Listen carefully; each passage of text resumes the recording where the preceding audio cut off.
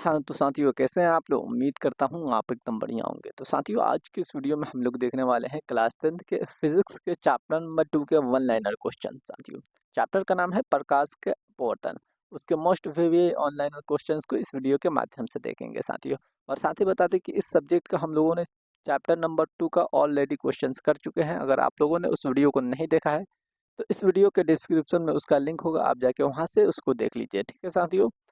तो चलिए साथियों हम देर न करते हुए हम अपने क्वेश्चंस की तरफ चलते हैं, क्योंकि हमें कम समय में ज़्यादा क्वेश्चन देखना है। ठीक है साथियों, उससे पहले अगर आप लोगों ने इस चैनल को सब्सक्राइब नहीं किया है तो चैनल को सब्सक्राइब कर लीजिए और इस वीडियो को लाइक कर दीजिए। चलिए साथियों हम अपने क्वेश्चंस की तरफ चलते हैं। तो साथियों हमारा सबसे फर्स्ट नंबर क्वेश्चन कह रहा है कि अपवर्तन क्या है। ठीक है, बताना है आपको कि अपवर्तन क्या है। ठीक है, तो देखिए, जब प्रकाश एक माध्यम से दूसरे माध्यम में जाती है और अपने दिशा को बदल लेती है, उसी को हम लोग अपवर्तन कहते हैं। ठीक है, देखिए यहाँ पे क्या लिखा है कि जब प्रकाश एक माध्यम से दूसरे माध्यम में जाती है और अपनी दिशा बदलता है, तो उसे हम लोग अपवर्तन कहते हैं। ठीक है साथियों, चलिए अगला क्वेश्चन है, अपवर्तन किसके कारण होता है।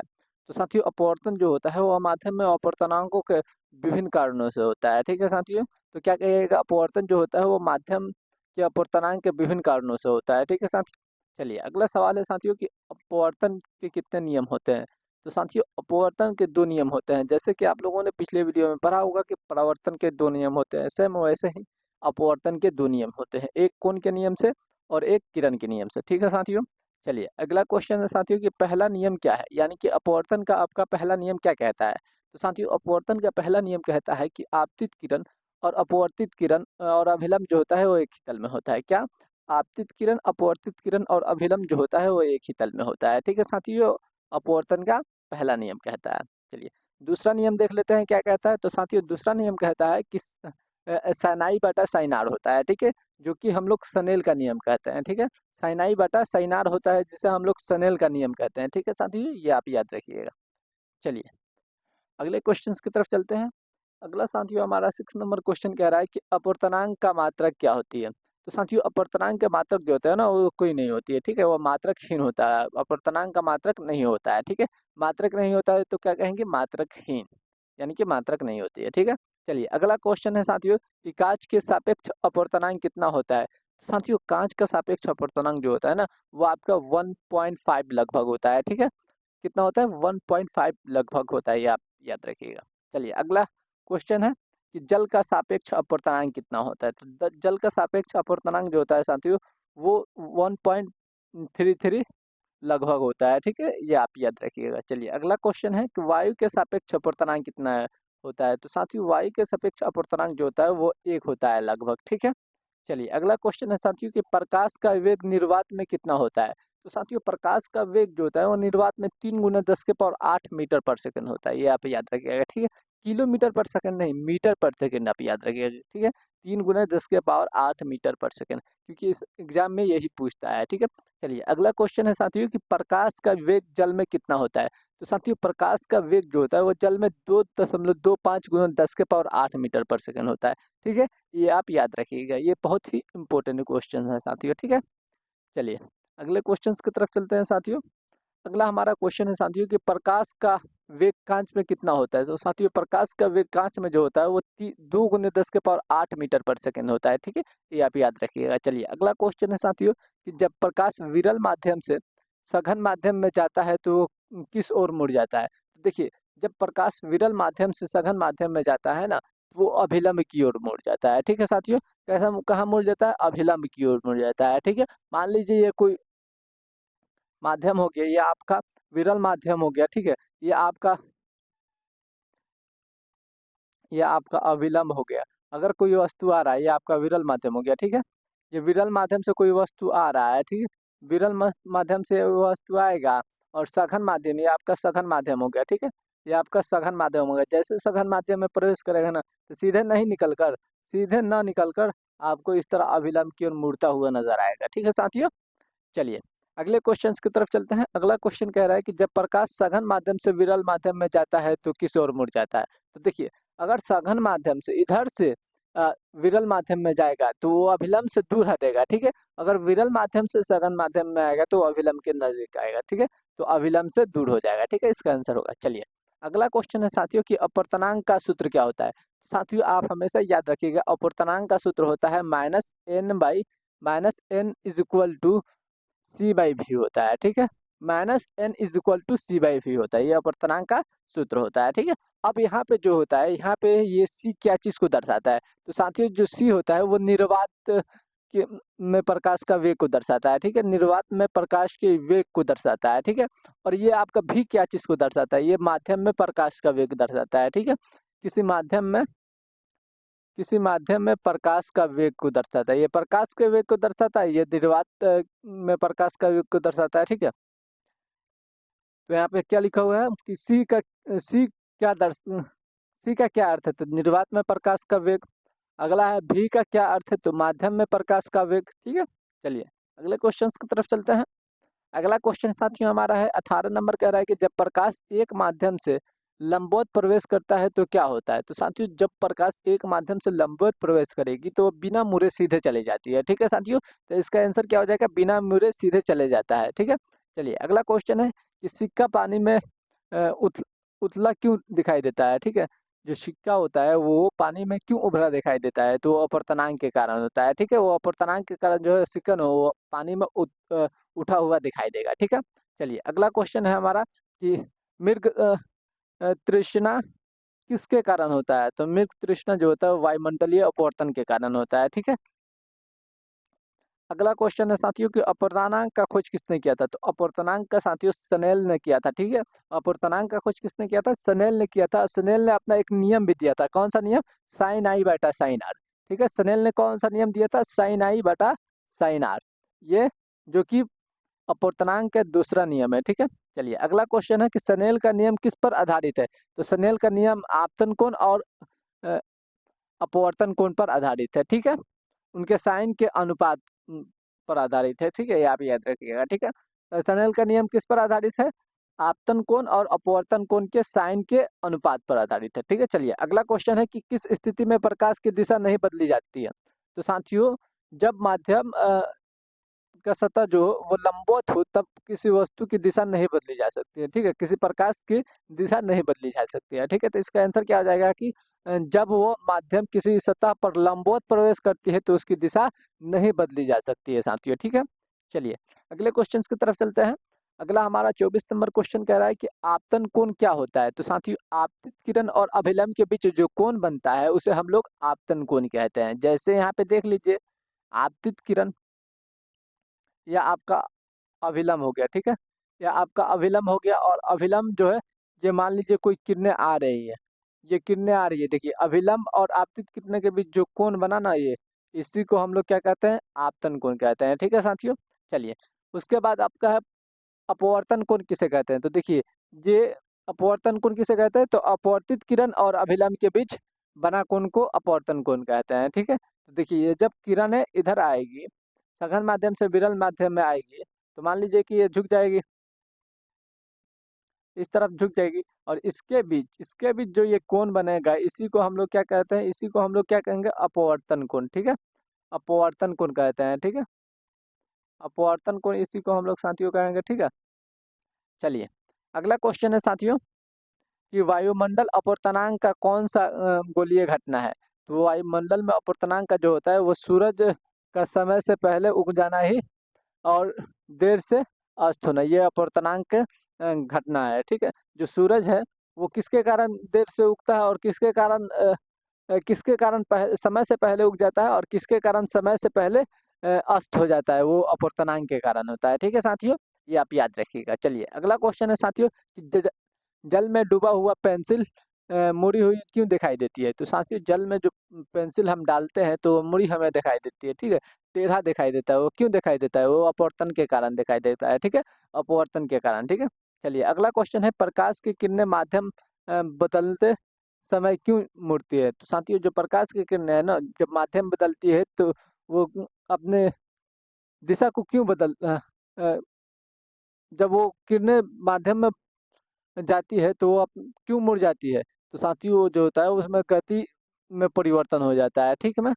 चलिए अगला क्वेश्चन है प्रकाश का अपवर्तन किस सिद्धांत पर आधारित है, तो प्रकाश का अपवर्तन जो होता है वो तरंग सिद्धांत पर आधारित होता है, ठीक है साथियों, ये आप याद रखिएगा, कौन सा सिद्धांत, तरंग के सिद्धांत पर आधारित होता है। ठीक है, चलिए अगले क्वेश्चन की तरफ चलते हैं। अगला क्वेश्चन है, कौन सा माध्यम अधिक सघन है, कांच या जल में? ठीक है, तो साथियों बताइए, कांच या जल में कौन सा माध्यम है जो अधिक सघन है? तो साथियों आपका हो जाएगा कांच। जो अगर कांच और जल की तुलना में देखेंगे तो सबसे अधिक जो होगा वो आपका कांच अ, का सघन माध्यम होगा। ठीक है, चलिए अगला क्वेश्चन है, जब प्रकाश कांच से हवा में जाता है तो क्या होता है? तो देखिए, सबसे अधिक आपका सघन कौन सा होता है? प्रकाश होता है, कांच होता है ना। जब कांच से कोई प्रकाश की किरणें विरल माध्यम यानी सघन माध्यम से विरल माध्यम में जाएगी तो वो क्या होगी? वो अभिलंब से दूर हट जाएगी। ठीक है, तो क्या हो जाएगा? अभिलंब से दूर मुड़ता है। ठीक है, चलिए अगला क्वेश्चन है कि पूर्ण आंतरिक परावर्तन कब होता है? तो साथियों, पूर्ण आंतरिक परिवर्तन जब आपतन कोण क्रांति कोण से अधिक होता है, तब पूर्ण आंतरिक परिवर्तन होता है। ठीक है, आप यही याद रखिएगा। चलिए अगला क्वेश्चन है, क्रांति कोण क्या है? तो वह कोण, वह आपतन कोण जिस पर अपवर्तन कोण 90 डिग्री का होता है। ठीक है, क्रांतिन कोण किसे कहते हैं? कि जब आपतन कोण जिस पर अपवर्तनांक का कोण जो 90 डिग्री का हो, उसे हम लोग क्रांति कोण कहते हैं। ठीक है, जिस आपतन कोण पर अपवर्तनांक का कोण 90 डिग्री हो, उसे हम लोग क्रांति कोण कहते हैं। ठीक है, चलिए अगला क्वेश्चन है, क्रांति कोण किस माध्यम में होता है? तो क्रांति कोण जो होता है वो सघन माध्यम में आपका होता है। ठीक है, आप यही याद रखिएगा। चलिए आपका अगला क्वेश्चन है कि फाइबर प्लास्टिक किस सिद्धांत पर कार्य करता है? तो फाइबर और प्लास्टिक जो होता है वो पूर्ण आंतरिक परिवर्तन पर कार्य करता है। ठीक है साथियों, ये आप याद रखिएगा। चलिए अगले क्वेश्चन की तरफ चलते हैं। अगला क्वेश्चन है, टोटल इंटरनल रिलेशनशिप्स को हिंदी में क्या कहते हैं? तो टोटल इंटरनल रिलेशनशिप्स को हम लोग हिंदी में पूर्ण आंतरिक परावर्तन कहते हैं। ठीक है साथियों, चलिए ये आप याद रखिएगा। देखिए, ये हम बोले हैं ना कि आपको एकदम बेसिक से लेकर एडवांस तक लेकर आएंगे, मतलब पूरा आपके चैप्टर का निचोड़ लेकर आएंगे वन लाइनर क्वेश्चन में। ठीक है साथियों, जिससे आपको पूरा एकदम जितना कंफ्यूज होगा वो सभी दूर हो जाएगा साथियों। ठीक है, चलिए अगला क्वेश्चन है हमारा कि प्रकाश का तरंग दैर्ध्य अपवर्तनांक को कैसे प्रभावित करता है? तो साथियों, प्रकाश का तरंग दैर्ध्य होता है ना, वो अपवर्तन को मालूम है वो कैसे प्रभाव करता है? कभी क्या करता है, तरंग दैर्ध्य कम हो जाता है तो कभी अधिक होता है, जिसके कारण अपवर्तन में विक्षोभ उत्पन्न होने लगता है। ठीक है, तो वही कहते हैं कि वो तरंग जो होता है वो अपवर्तन को प्रभाव डालता है। ठीक है, तो कभी कम तरंग दैर्ध्य तो कभी अधिक अपवर्तन करता है। ठीक है, कम तरंग दैर्ध्य जो होती है वो अधिक अपवर्तन करता है, जिसके कारण अपवर्तन में प्रभाव उत्पन्न होने लगता है। ठीक है, चलिए अगला क्वेश्चन है कि लाल प्रकाश का अपवर्तन नीले की तुलना में कम क्यों होता है? ठीक है, लाल प्रकाश का अपवर्तन नीले की तुलना में कम क्यों होता है? तो साथियों, क्योंकि उसमें तरंग दैर्ध्य अधिक होता है। ठीक है साथियों, चलिए अगला क्वेश्चन है कि प्रिज्म में सफेद प्रकाश का अपवर्तन क्यों होता है? तो साथियों, प्रिज्म में जो है वो सफेद प्रकाश का अ, अपवर्तन इसलिए होता है क्योंकि उसका तरंग दैर्ध्य जो है अलग अलग होता है। ठीक है, वो विभिन्न माध्यम में उसका तरंग दैर्ध्य अलग अलग होता है। ठीक है, तो क्योंकि विभिन्न रंगों का तरंग दैर्ध्य अलग अलग होता है विभिन्न माध्यम में। ठीक है, चलिए अगला क्वेश्चन है हमारा कि इंद्रधनुष कैसा बनता है? तो इंद्रधनुष जो होता है वो अपवर्तन और आंतरिक परावर्तन और पुनः आंतरिक परिवर्तन के कारण होता है। ठीक है, किसके कारण? अपवर्तन, पुनः आंतरिक परावर्तन और पुनः अपवर्तन के कारण आपका इंद्रधनुष बनता है। ठीक है साथियों, किसके कारण? आंतरिक परावर्तन के कारण और पूर्ण आंतरिक अपवर्तन के कारण। ठीक है, चलिए अगला है हमारा कि जब प्रकाश कम घनत्व वाले माध्यम से अधिक घनत्व वाले माध्यम में जाता है तो क्या होता है? तो देखिए, जब प्रकाश कम घनत्व वाले माध्यम से अधिक घनत्व वाले माध्यम में जाएगा तो अभिलंब की ओर मुड़ जाता है। ठीक है साथियों, ये आप याद रखिएगा। चलिए अगले क्वेश्चन की तरफ चलते हैं। अगला हमारा 42 नंबर क्वेश्चन कह रहा है कि अपवर्तन की घटना किस सिद्धांत पर समझाई जाती है? तो अपवर्तन की घटना जो है वो आपका तरंग के सिद्धांत से समझाई जाती है। ठीक है साथियों, चलिए अगला क्वेश्चन है, आपतन कोण और अपवर्तन कोण का अनुपात किस पर निर्भर करता है? तो वो उसके माध्यम पर निर्भर करता है। ठीक है साथियों, चलिए अगला क्वेश्चन है साथियों, कह रहा है कि कोण बढ़ने पर अपवर्तन कोण में क्या परिवर्तन होगा? तो देखिए साथियों, जैसे हम कोण बढ़ाएंगे तो अपवर्तन कोण भी बढ़ता है। ठीक है साथियों, तो इसका क्या आंसर हो जाएगा? वो भी बढ़ेगा। ठीक है, चलिए अगला क्वेश्चन है हमारा कि प्रकाश का अपवर्तन किस पर निर्भर करता है? तो प्रकाश का अपवर्तन प्राकृतिक के आपतन कोण पर निर्भर करता है। ठीक है, किसी माध्यम के प्राकृतिक पर और उसके आपतन कोण पर निर्भर करता है। ठीक है, तो इसका आंसर क्या हो जाएगा? माध्यम के प्राकृतिक पर और आपतन कोण पर निर्भर करता है। ठीक है साथियों। अगला क्वेश्चन है 46 नंबर की, किस माध्यम में प्रकाश का चाल सबसे कम होता है? तो साथियों हीरा में जो होता है वो प्रकाश का चाल सबसे कम होता है, ये आप याद रखिएगा। ठीक है। चलिए अगला क्वेश्चन है साथियों कि हीरा में अपवर्तनांक कितना होता है? तो हीरा में जो अपवर्तनांक होता है वो आपका 2.42 होता है। ठीक है, ये आप याद रखिएगा। लगभग कितना होता है? 2.42। ठीक है। यहीं पे आपको एक पीडीएफ देखिए, अगर आपको पीडीएफ लेना होगा ना, पीडीएफ, तो आपको तो पीडीएफ जो होगा, आपको पीडीएफ जो है वो आपको तो ग्रुप में मिल जाएगा, लेकिन उसका पासवर्ड जो है ना, उसका पासवर्ड आप यही डालिएगा। ठीक है। अगर आप पीडीएफ ले लेते हैं तो उसका पासवर्ड आप डालिएगा A@MAK। ठीक है, MAKSUD, मकसूद। ठीक है।